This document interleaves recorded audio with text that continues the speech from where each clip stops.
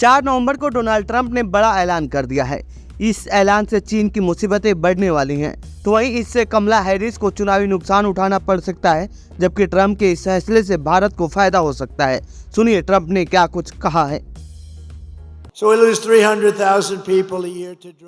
हम मेक्सिको से आने वाली नशीली दवाओं के कारण हर साल 3 लाख अमेरिकी लोगों को खो रहे हैं, और अगर वे इस जहर को हमारे देश में आने से नहीं रोकते हैं तो उन्हें कीमत चुकानी पड़ेगी। मेक्सिको चाहे तो वो चीन से ये दवाएं आने से रोक सकता है, लेकिन नहीं कर रहा है। मैं चीन पर बहुत ज़्यादा ट्रैफिक लगाने वाला हूं। उन्हें इन दवाओं की सप्लाई रोकनी पड़ेगी। मेक्सिको, आप जानते हैं, लोग यहाँ सुनकर हैरान हैं।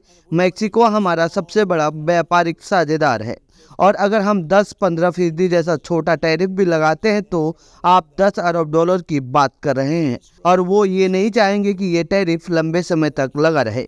वे बहुत मजबूत हैं, वे चाहे तो इसे रोक सकते हैं, वे चाहे तो ऐसा कर सकते हैं। उन्हें शायद कार्टेल के साथ कोई सौदा करना होगा, क्योंकि कार्टेल मेक्सिको को पूरी तरह से चलाते हैं। बिल्कुल यह भयानक है, मेक्सिको में भयानक चीजें हो रही हैं, लेकिन अगर वे तुरंत इस देश में उस भयानक सामान को भेजना बंद नहीं करते हैं तो हम मेक्सिको पर टैरिफ लगाने जा रहे हैं। और मैं आपको एक बात बता दूं, वे दवाएं इतनी जल्दी बंद हो जाएंगी कि आप चौंक जाएंगे।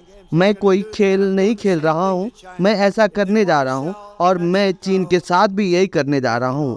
अगर वे मेक्सिको में फेंटेनाइल को उस स्तर पर बेचना चाहते हैं जो कोई नहीं बेच सकता, तो अभी यह पागलपन की हद तक हो रहा है।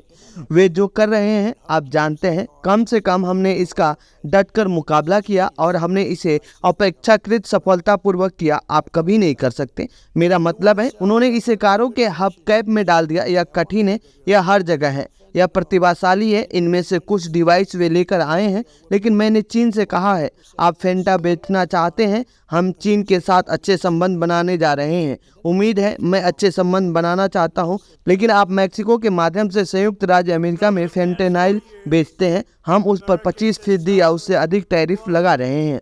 जब तक कि आप इसे बंद नहीं कर देते, और वे ऐसा लंबे समय तक नहीं करेंगे, क्योंकि यह बहुत बड़ा जुर्माना है। पिछले 4 सालों में अमेरिकियों को एक के बाद एक भयावह विफलता, विश्वासघात और अपमान का सामना करना पड़ा है। कमला हैरिस ने घर में आसमान छूती कीमतें और आर्थिक संकट, विदेश में युद्ध और अराजकता, और हमारी दक्षिणी सीमा पर राष्ट्र को नष्ट करने वाला आक्रमण किया है जैसा पहले कभी किसी ने नहीं देखा। वो वास्तव में एक आपदा है।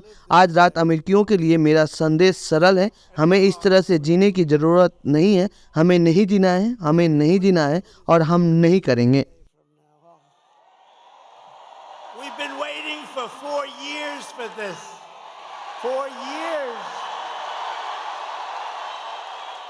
Right? Look at all these senators.